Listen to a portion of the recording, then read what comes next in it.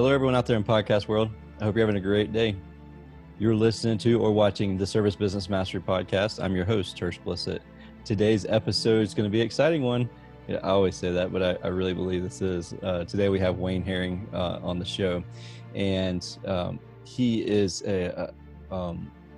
he's done a lot of things. Entrepreneur. He's been in our shoes, and he's a coach. He's coaching now, and is an entrepreneur currently too. But a couple of really cool facts, and just in case we don't talk about it during the interview, he's an organic farmer, and he's been a specialty drilling and blasting contractor. He's run ultra marathons. If you ever see me running, you better follow me and keep up close because something bad's chasing us. And he's run ultras and gone on epic road trips. And not only that, the 1997 Montana State Arm Wrestling Champion.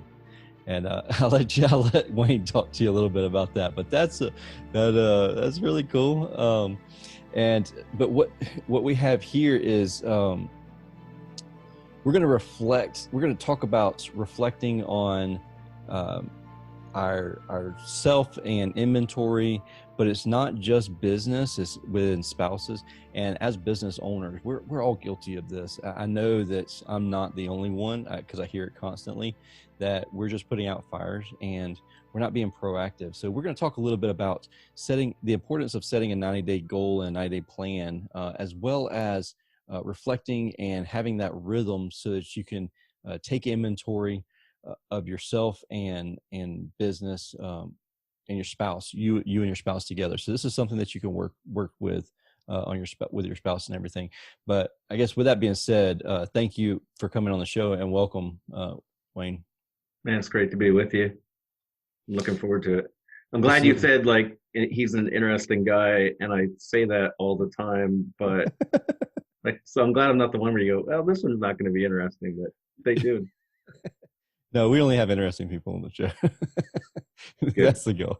No, so tell us a little bit about you and a little bit about Business Builder Camp. So everybody knows we don't really have a super strict structure on the show. Sure. And I think that kind of ties into even your coaching style a little bit.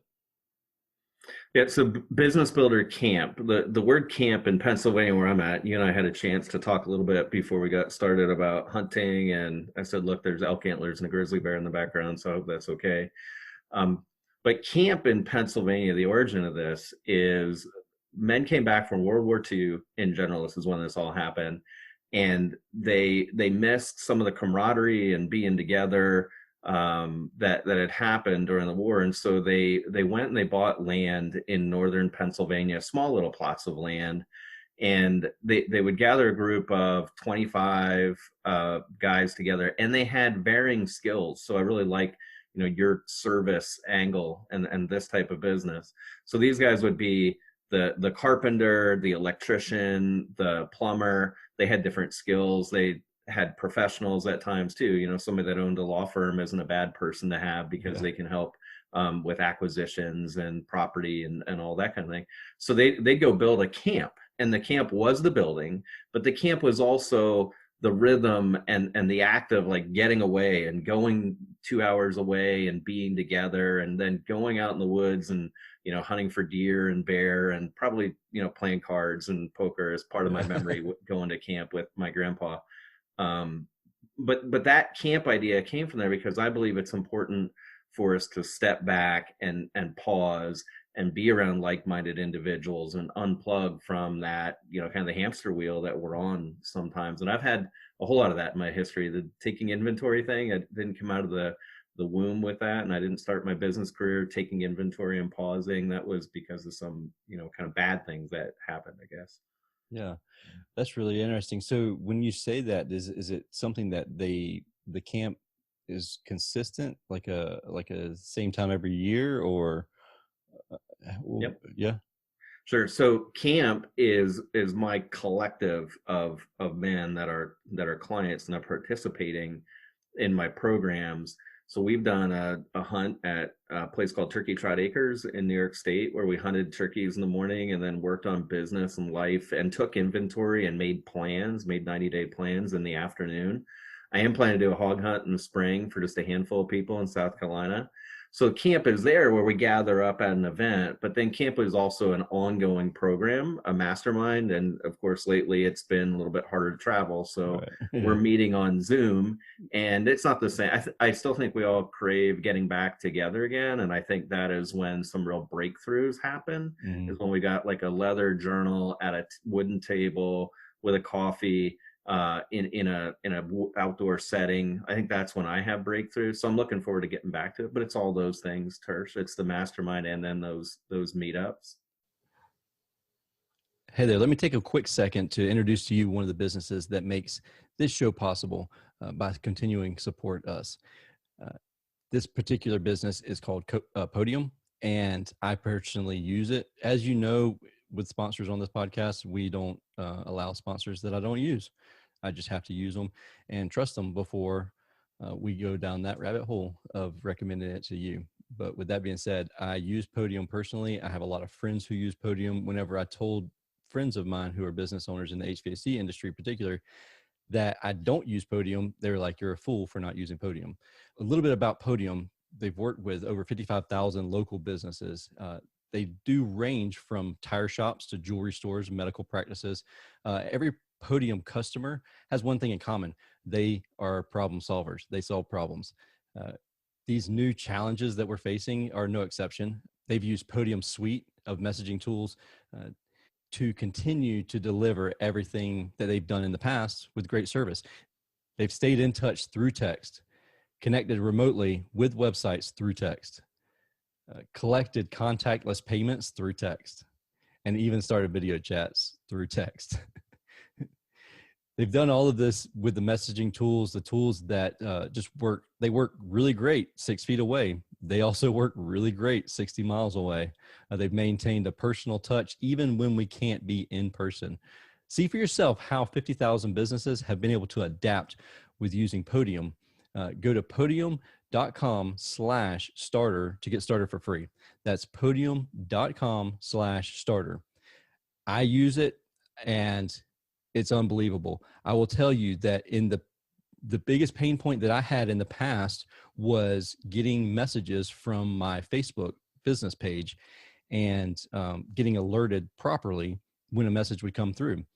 I want to interact with our clients, but I didn't have a proper way of having that communication. Well, now I have that. I have all of my chat goes to one app and I'm notified instantly, which is amazing. And if I don't reply within 5 minutes, I get an email, which is awesome too.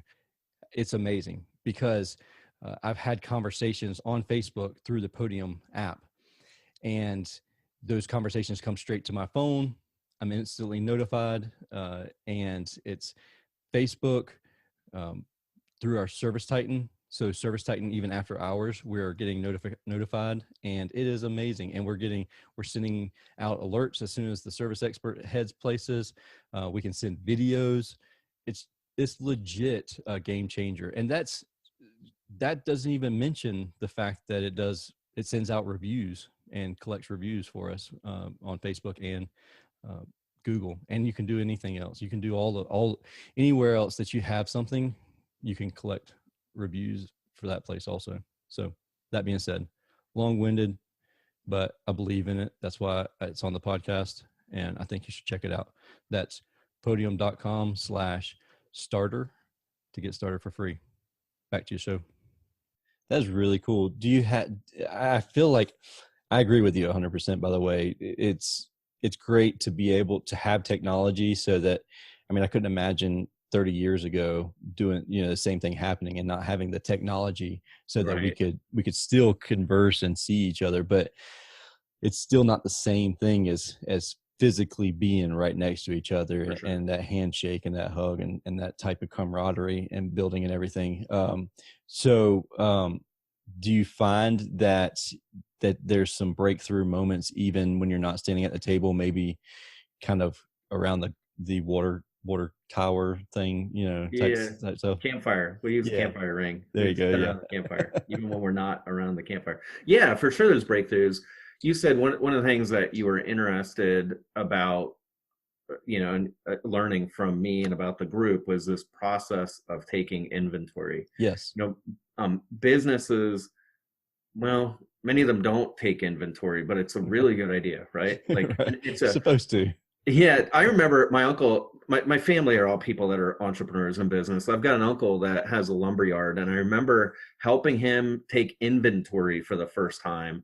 And this was on a Saturday. They closed the place down on a Saturday morning, and we took inventory. And to me, it kind of seems stupid, right? Like you're not selling anything and you have all this perfectly good stuff to sell, but he felt like it was worthwhile to shut things down and count what they actually had on the racks versus what they had in their computer system. And you also tend to go through and take a look at what is old, what is aging, what is damaged, what isn't saleable, what should we go ahead and put on sale so that we can just liquidate it and get that money out, because it's never going to, sell at full retail.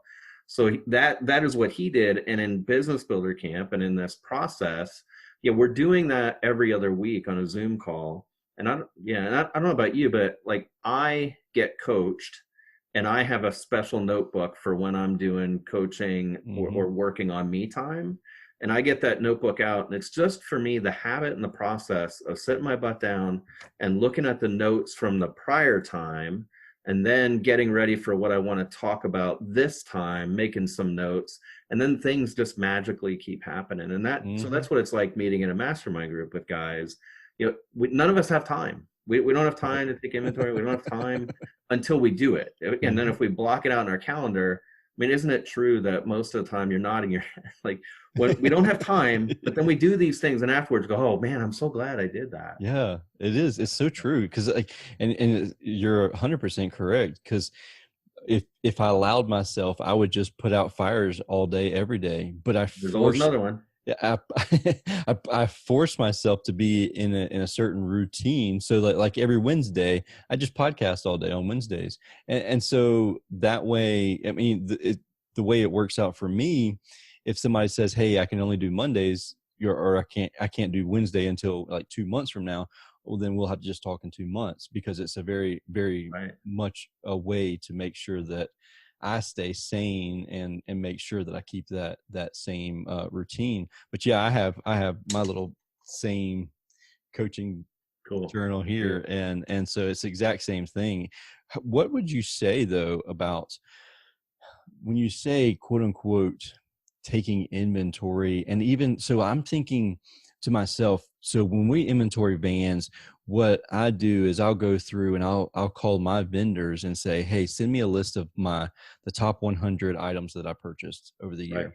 And I'll go through that. And if there's something that's on vans that's not on that list, then I have to get rid of it one way or the other.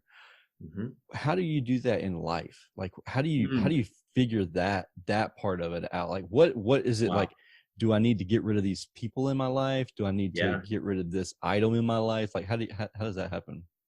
That's a great question. Well, I think it starts by having, just like with your vans, it's by having a process and then following that process repeatedly. And I would think in business or with a van, the first time you take inventory like that, it's a bit harder to work the process. It's a bit harder to know, where do I get the information I need? What am I really looking for? And then to deal with the getting rid of stuff. It's like my service guys, my service experts, they're like clenched with dying fists. Like, what if I need that circuit board today? And it's like, you haven't used it in 4 years. Like, are you sure you're gonna need it? And you and I both, we were talking about how you're on 200 acres and I've got a 20-acre farm, and we know how things can accumulate there because we just might need it someday, right? Oh yeah, guilty. Well, and some of that's necessary, right? Like a farm, that's different. We need stuff. You never know when you're gonna need it. But you drive down the road and you see farms that have collections of equipment that are rusting, that are 50 or 80 years old, right? Yep. Somebody's got to pull that away. Right. And so back to your question, we we use, and what works for me is to have some discipline and work the process and have it scheduled. And just like that proactive time that I don't have time to take inventory, I don't have time, but then afterwards it always feels good. That's how the process works for me, and it's how it works for my guys. So I'm gonna just quick hold it up, and I'm not gonna like get weird and show you like close to the camera, but for people that are listening, I'm pulling out and showing Tersh, and it's probably upside down, but I've got like a full-size drawing sheet Oh of yeah. a plan, like a blueprint. Oh yeah. And it's a blueprint for business and life and 90-day projects and what I want to change. So that's part of it. Getting out that plan sheet the first time seems kind of goofy, and filling it in with the erasable pens that I give people feels kind of goofy. But when you've gone through some cycles of that, so we do that January, May, and September. When you've gone through a few cycles of writing down my 3-year vision, like where am I headed? And that's a dream. We don't know what's going to happen, Right. between now and 3 years. It's a long time. So it takes work to try to think, well, what might life be like in 3 years?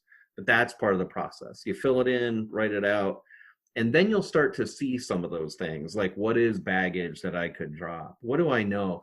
I'm on my 5th day of a Facebook cleanse, you Yeah. know, and I'm thinking I don't need it. I'm Right. So that thinking first day, it's like fiending. Your dopamine fully. receptors are just going to it, but if you like, thankfully, well, I don't know if it's thankful or not, but like the iPhones, they started doing the screen time. And so like it tracks how long you've Sure. been on Yeah, one I've used app. one of those tools. Oh my goodness. And I've looked at it and I'm like, oh, I spend way too much time on Facebook or Instagram or whatever. Yeah. And then like I've gone through that same process, and it's like the first day, it's like you just constantly are fiending to grab your phone, and then It's powerful. yeah, and it's wild whenever you stop and think about it. And just it's such a time suck. And my wife and I talk about this all the time, because we'll say, oh, we don't have time to do that, and then like pick up your phone and you're on TikTok or you're on Instagram or something like that, and they're like, but do you not have time to do that?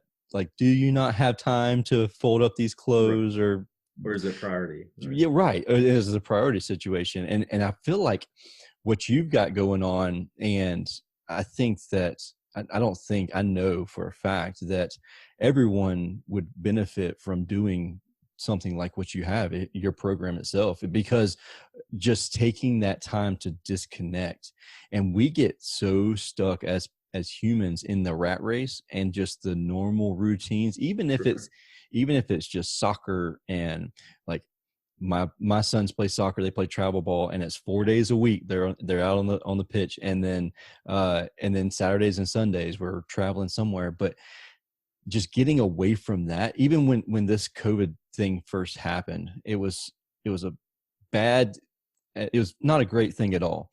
One of the Right. benefits that came from it was soccer was shut down. Hmm. And it's like, just, I don't like that, but at the same time it was like, wow, we Well, spent a lot of time doing that. yeah, that's like a reset, right? Yeah. Oh, It's totally. a reset. I have a client and a friend. He and I have worked together when I was farming actively. He owns a health food store. His name's Buddy Tuchinski. And Buddy owns a health food store. He's a chiropractor. He owns some Wow. gyms. Like he's a roller, right? And they've got Yeah. a kid and he's up talking and stuff. But anyway, he has a program that he started doing through his chiropractic work called the Metabolic Reset. And I did it one time with Mhm. him, and it's like a weight loss thing, but what it really is it gets you, it's extreme enough that it helps you see with clarity, like what am I really eating, when am I eating, is it because of emotion, by that then I go grab a bag of chips. So it's a reset, it's a hard reset. And I Mhm. think that's what happened with, for my kids, it's ballet and it's baseball, and we didn't do those things this spring. So we didn't like do a little bit less, we Yeah. just did none. So then you're like, wow, now I can see this clearly, Exactly. what's going on. And yeah, so I think it goes back to the idea of, what if I identify something that I'd like to get rid of? Well, one thing is you can do a reset, and you Mhm. can go without it for, a certain number of days. And you can put in your, like right now with Facebook, Mhm. I put in my calendar 30 days from now. It says it's been 30 days without Facebook. And then the plan to stay off Facebook for me is just for today, I won't go on Facebook, right? Yeah. Yeah, so that reset idea. And I think the other Well, I thing I like was that what you just was said there. good. If people didn't catch that, I think that what you just said there is pure gold because um, you mentioned like so in my mind, and I know a lot of listeners, whenever I've set up 90-day goals, 90-day strategies, and stuff like that, you have like this mountain that you got to get over, and Mhm. you like you just said it perfectly, like the 30-day thing, 30 days off Facebook, like it's like the same with dieting, quote unquote dieting or whatever. Right. You have that huge daunting task, or you have that huge weight loss that you want to get rid of, and you just broke it down into like just today, like let's get a little pebble here, let's get this pebble until we build up to that mountain level. Right. Right. Yeah. And we talked a bit about this idea of taking inventory and how you were sharing how you run hard, run hard, run hard. That was my life. It's still my life a lot of times. I Uh-huh. mean, that's how all this like ultra marathon and building a bridge with my kid and all this stuff Right. happens. So I don't want to act like it's still not on. Right.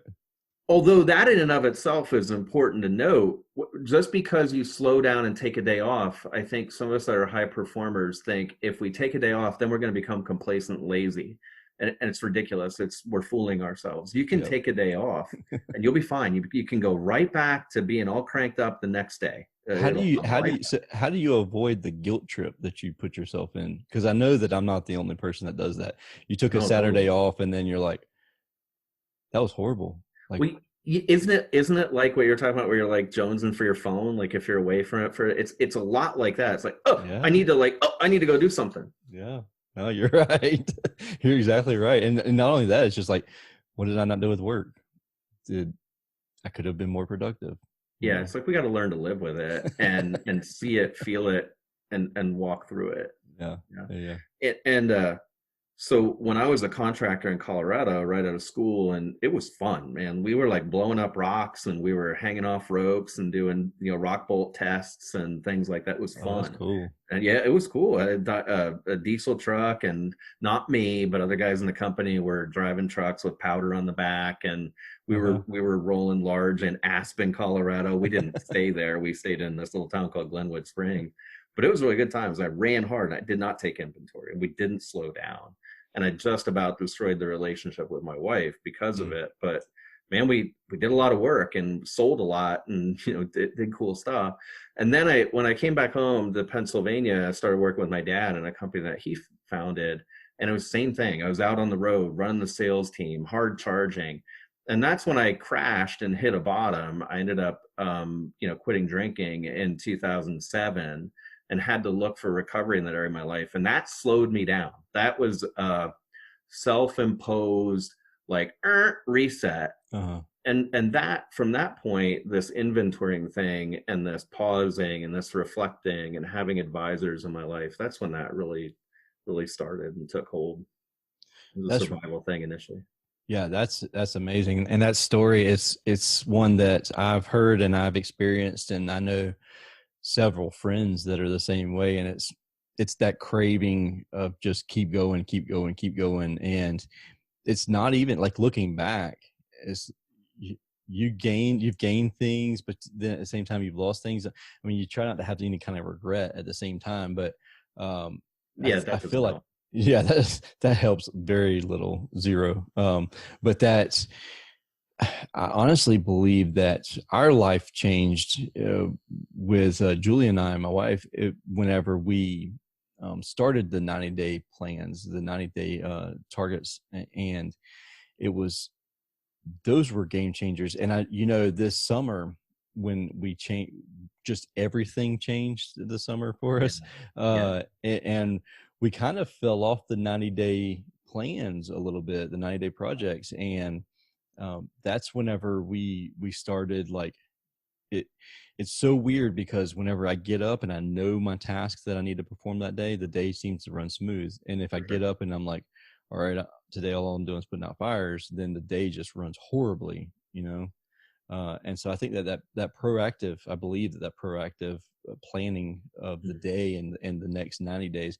And it's weird if you've never done a 90-day plan, how daunting the task seems. But The then first once that, time. yeah, that Mhm. first time, and then once that first 90 days passes, and you, especially if you've accomplished the targets that you've set, Right. then it's like, wow, that was a lot easier than I expected it to be. Yeah, for sure. So it's good to hear like you and Julie, that your wife, like that you were doing that. And I think a lot of us got off track and got out of kilter with this kind of Hmm. proactive way of looking at our calendar and schedule. And part of it was like even now it's lingering a bit, right? Like the Oh yeah. not knowing when, like how do things change with travel or where we go or how we're around people. The not knowing is hard, but it's time for all of us to get back on it now, Yeah. with however it is. And I don't know your wife, but I can just picture like you guys talking about it, because that's how Catherine's my wife. And at our best, we do these things together. At our Yeah. best, at 10 o'clock on a Monday morning, we're out in my little building that we have that used to be a farm building. We're sitting out there, just the two of us, because the kids are in the house, and we're talking about the schedule for the week, and we're talking about the kids and what's going on, and we're talking about the handful of things that she does in the business. And at our worst, we're just going, and Yep. you know It's the we're exact talking. same. It's wild how that works that way, especially with spouses that work together in businesses. It's crazy how that happens. So yeah, is there anything I didn't ask? Because No, but I sidebar, I noticed as I've gone through your episodes, like I think that you're running guests through your show, you're having them on that really serve couples like that. And I just wanted to say thanks and point it out, because I saw you had something about like whether we put money in our IRA or whether we put it back in the business, and that yeah, intersection of business and family money. What's the family's money? What's the business's money? What if we took that as a distribution versus spending it on some new, yeah, build another van or hmm, a new building or marketing strategy. I just think it's so good that you're engaging with that with people. And it's something that I try to talk openly about with my hmm, clients. I try to tell them what I think, like some of the crazy stuff I think, and some of the conversations my wife and I have, because I think we need to be honest about that. yeah. There's a whole lot of messiness with business and family and the intersection of those two. So It thanks is. for doing that. Oh, absolutely. It's my pleasure. It's very easy to blur that line. That line is very easily blurred. Especially like we are 100% remote also. So we work from home. And so it's easy to blur home. And that's one, we have a life coach, and that's one of the things they're a couple. They're a couple that coaches couples. And Yeah, nice. that's one of the things that they always harp on us. Like, don't talk business in the bedroom. Like, Boundaries. and it's so easy just to lay down in bed Mm. and say, hey, what's the goal for tomorrow? And like, and you're just going through, Sure. and it's like, no, don't do it, cut it out. And Yeah. like, as soon as you step out of your office, that's your family time, and then the families, like my kids don't come in my office just because of that intersection. I mean, I invite them in there. They're obviously not Got it. allowed in there, but Yeah. just having that intersect when they know that I'm in my office, the door's closed, like, hey, he's in a meeting, Mm. but as soon as he's done, he'll come open his door and I can come ask him a question. And so that's Yeah. kind of a thing that we've been doing along the years. And Yeah. so, I don't do this all the time, Tersh. In fact, I do it a small percentage of time, but it plays through my head a lot. My mentor is a guy named Warren Lewis, who's in his 80s, and he has built successful businesses. He's been my mentor in coaching, and he raised three boys, been married a long time. And he said to me, he said, Wayne, you need to close the door of your office, and then you need to turn around, you need to point out and say, stay, like a dog. yeah, Like, so like sometimes things like funny visuals like that are good for me in my head. So it is stay. so true because I Yeah. mean, whenever you're in your house working, like you have a home office, and then it's time for dinner and you go to the table and your phone's with you, like you've just pulled the office with you along to Right. dinner. And it's so simple. And even if you have an office somewhere, it's easy to do the same thing. But I feel like if you have a home office, it's very easy to blur the lines. And so uh, Yeah. And then, So now you got me another one. For everybody, like all of you, I encourage you, this piece where you admit it in a way, like Mhm. if you're not with your phone, you're like wanting to go get it. And now Yeah. you mention it being at the table. For everybody listening, like next time you have your phone at your table, like move it and then Mhm. see how when you move it and it goes somewhere else, feel that urge to go get it. And then just don't go do it. Just Yeah, because we have an urge doesn't mean we have to follow it. Right. So totally. so it's a good visual, just picturing you, phone or not, at the Yeah. table. Yeah. For the longest time, I tried like flipping the phone over, like, so I couldn't see Yeah. it. And then it's like, but then it vibrate and I just pick it up, and I was like, that's just doesn't gonna work. And I believe the more time the more we can create time without work, then actually the more successful our businesses will be Mhm. because our brain gets a break. And a lot of times in that place where the brain gets a break is where the best ideas come from, is where the breakthroughs come from. The breakthroughs happen in the shower when you're like, Mhm. why? Because you're not really thinking about anything else except hot water and soap or Yep. whatever. And Yep. that's where the stuff comes. So Yeah, absolutely. I love it. That's yeah, that's so true. Um, businessbuildercamp.com/SBM. /SBM. Yeah. And Turfs, what I did, this has been great, by the way. Yeah, So thanks. absolutely. It's a great conversation. And I include on that page an end of the day inventory so that you can play with that a bit. At the end of the day, have I looked at my 120-day plan? Have I read Oh yeah. something uplifting? What am I grateful for? Stuff like that. So it's the Yeah. PDF that people can don't have to opt in. You have to put your email address in, just boom, it's there. You Yeah. can have that.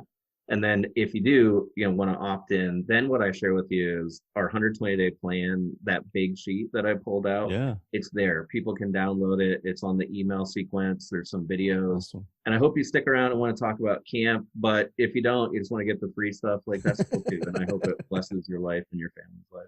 I think that what you're doing is an amazing thing. That's for sure. Because so many times us as business owners and entrepreneurs, we can very easily let our ego get in our way and say, I got this. I don't Yeah, need I'm any kind guilty of mentor. for sure. Yeah. And so it's so wild. Like, um, I went to school for psychology, and I wanted to be a therapist. That was my end goal. Hmm. A psychiatrist was my actual end goal.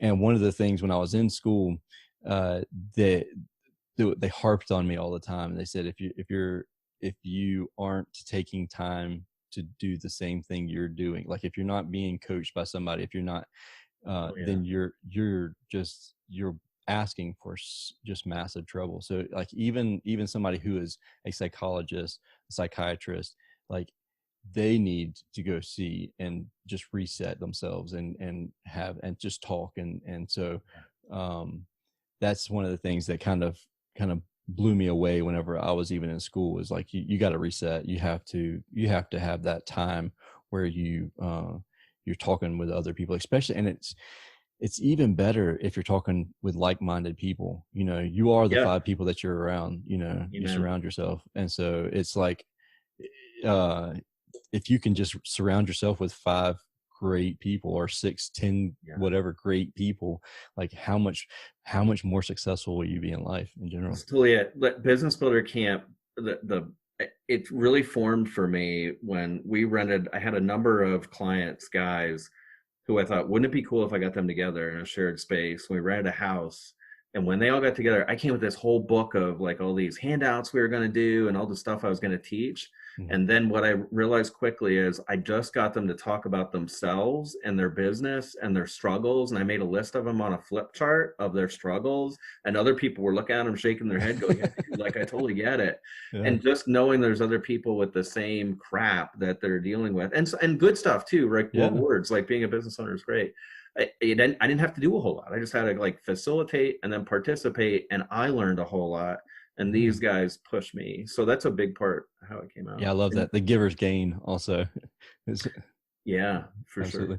Wayne, thank you All right, so man. much for coming on the show, and thank Been a you for blast. sharing. And I hope everybody that listens, I say with the strongest sense of care and passion that I demand that you go to this website and go sign up for this, because I truly, I believe that you will get so much value out of this, especially if you've never experienced this before.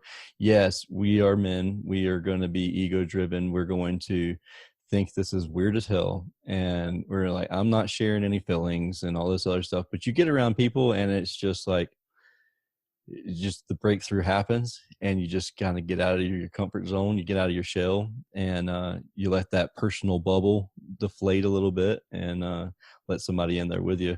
And it's a game changer. It literally will change your life. And I say that because, and I can say that because I've experienced it. And so I implore you 100% to check out businessbuildercamp.com/SBM.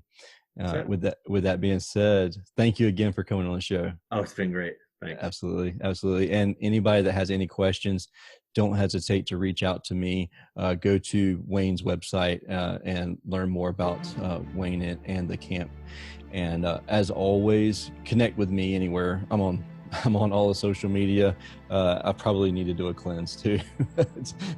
They're great tools. Too, it is. Right? It is. Like, people are there. They're great tools, right? And I'm a marketer and sales guy, so yeah, they are great tools. My company page is there, and it's right, not going anywhere. Right. Yeah. Awesome. Well, thank you again for watching, listening to this episode of the Service Business Mastery Podcast focused on service business owners, managers, and technicians who are considering becoming business owners themselves. I hope today, in today's episode, that we have answered some unasked questions, even about personal life. Normally I'd say about business, but I really I believe that the personal life spills over into business life. I truly believe that. But with that being said, thank you again for listening to this episode, watching this episode, and I hope you have a wonderful day. Take care. Thanks.